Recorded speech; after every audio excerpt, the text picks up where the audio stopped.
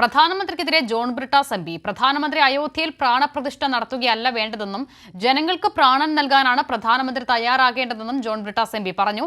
പ്രധാനമന്ത്രിയും പൂജാരിയും തമ്മിൽ വ്യത്യാസമില്ല. മതചടങ്ങിനെ രാഷ്ട്രീയ ചടങ്ങായി മാറ്റുകയാണ് പ്രധാനമന്ത്രി ചെയ്യുന്നതെന്നും ജോൺ ബ്രിട്ടാസ് വിമർശിച്ചു. They all speak about Ram. अरे हमारा भी ये राम, आपका थोड़ी है. Ram belongs to us also. See, my Ram is Mahatma Gandhi's Ram, of compassion, of harmony and love. You also have a Ram. You also have a Ram, but there is a prefix to that. You know what is the prefix? Their Ram is Nadu Ram. That is a farak. That is the difference between our Ram and your Ram. Sir, nowadays we cannot distinguish between the Prime Minister and the High Priest. Whether our Prime Minister is a High Priest or the High Priest is a Prime Minister. If there is a political program, it will be turned into a religious program. If it is a religious program, it would be turned into a political program. They all accused us of staying away from Ayodhya Pran Pratishtha. What did the Shankaracharyas did? Will you send ED and CBI after Shankaracharyas?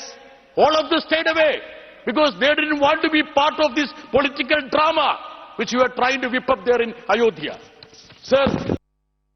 Thalavoor വിവരങ്ങൾ നൽകാൻ. വിഷ്ണു, ഈ പാർലമെന്റിന്റെ ഉദ്ഘാടനം പൂജാരിമാർ നിർവഹിക്കുകയും ക്ഷേത്രത്തിന്റെ ഉദ്ഘാടനം പ്രധാനമന്ത്രി നിർവഹിക്കുകയും ചെയ്യുന്ന അസാധാരണമായ ഒരു സാഹചര്യമുണ്ട് രാജ്യത്ത്. അതിനെ കൂടിയാണോ ജോൺ ബ്രിട്ടാസ് വിമർശിക്കുന്നത്? തീർച്ചയായിട്ടും വലിയ തരത്തിലുള്ള ഒരു വിമർശനം തന്നെയാണ് ഇന്ന് ജോൺ ബ്രിട്ടാസ് എം പി രാജ്യസഭയിൽ ഉന്നയിച്ചത്. രാഷ്ട്രപതിയുടെ നയപ്രഖ്യാപനത്തിന്മേലുള്ള നന്ദിപ്രമേയ ചർച്ചയിൽ പങ്കെടുത്തുകൊണ്ടായിരുന്നു ഇത്തരത്തിലൊരു വിമർശനം ജോൺ ബ്രിട്ടാസ് എം പിയുടെ ഭാഗത്തു നിന്നും ഉണ്ടായത്.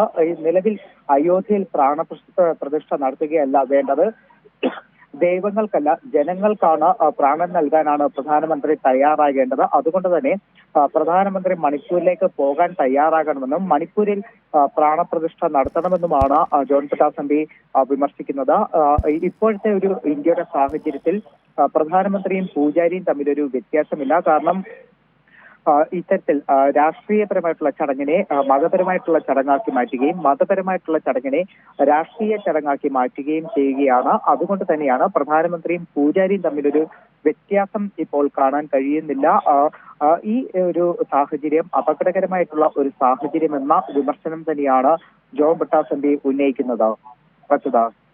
വിവരങ്ങൾ നൽകുകയായിരുന്നു വിഷ്ണു തലവൂർ.